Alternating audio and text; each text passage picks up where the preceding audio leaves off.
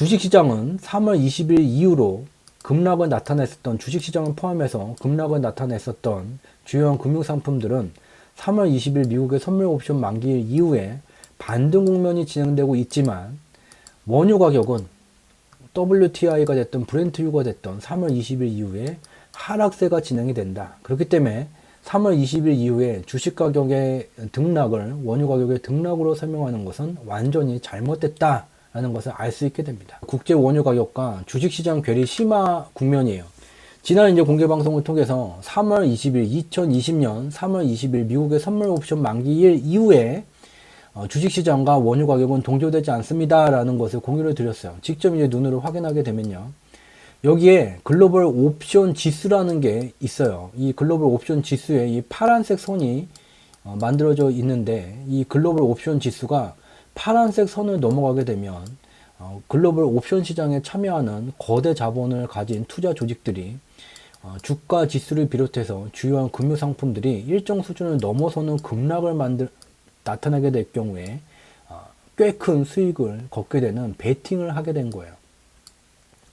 그래서 이와 같은 이제 글로벌 옵션 지수가 파란 선을 넘어가게 되는 그 시점마다 주식 시장이 급락이 나타나고 원유 가격이 급락이 나타나게 돼요. 이때까지는 주식 시장과 원유 가격이 같이 움직였어요. 급락이 나타나면 같이 급락, 상승하게 되면 같이 상승. 그렇지만 이제 중요한 것이 3월 20일 미국의 선물 옵션 만기일이에요. 3월 20일까지 20일 전까지 이와 같은 격한 하방 베팅이 진행되게 됐고 원유 가격은 급락을 나타내게 됐어요. 근데 3월 20일 이후에 글로벌 옵션 지수는 위로 가고 있는 중이에요. 이 말이 뭐냐면 대부분의 금융상품들 2월과 3월에 급락을 나타냈었던 금융상품들은 반등 국면이 진행되고 있다는 거예요.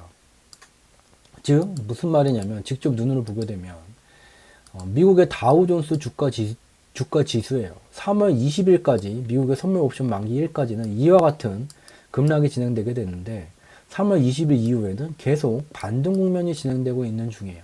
이 반등 중에 3월의 급락폭의 절반은 이미 넘어섰고 4월 17일 미국 옵션 만기일 이후에 이제 급락이 진행이 됐지만 돌파했던 이 절반 수준에서 조정을 받고 다시 상방으로 전환이 되고 있는 중이에요. 그런데 원유 가격을 보게 되면 주식시장은 반등 국면이 진행되고 있는데 원유 가격은 WTI 기준이 됐던 그대로 내다 꽂고 있는 중이고 브렌트유가 됐던 반등 국면인데 반등이 나오지를 않고 있는 중이에요. 왜냐?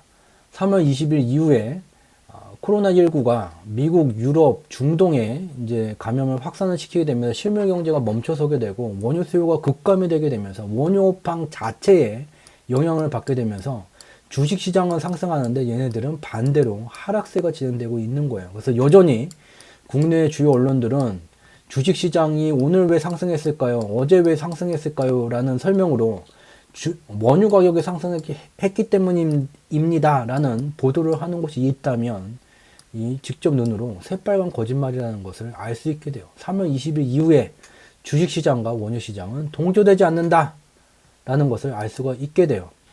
녹화본에서 빠질 수도 있는 내용을 좀 설명을 드리자면요.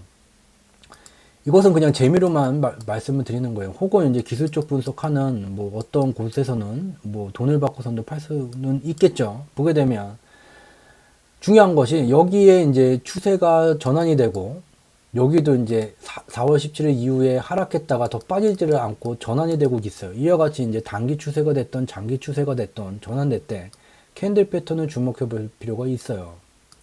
캔들 패턴 똑같아요.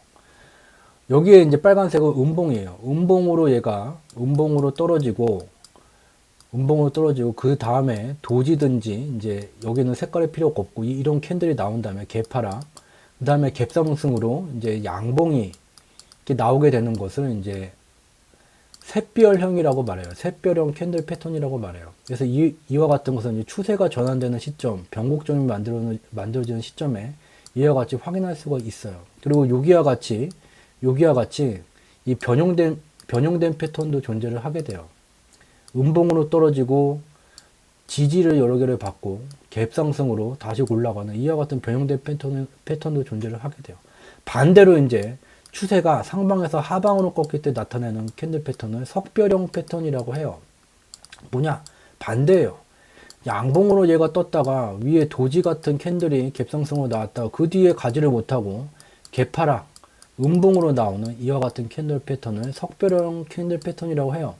이와 같이 이제 여기서는 제대로 보이는 패턴이 없지만 굳이 얘기를 드리자면 요렇게 이제 여기 사이에 갭하락이 들어갔으면 더 좋았을 거고 요런 식으로 이제 캔들 패턴이 나오는 것들이 있어요. 그래서 요렇게 샛별형, 석별형 패턴이 나오는 경우가 있다. 그렇지만 이것은 확률적으로 50대 50 그냥 캔들만 봤을 때 얘기다. 더 중요한 것은 가격 차트를 움직이는 실체는 이 가격 차트에 존재하지 않는다. 가격 차트를 움직이는 실체 바로 경제 지표가 된다.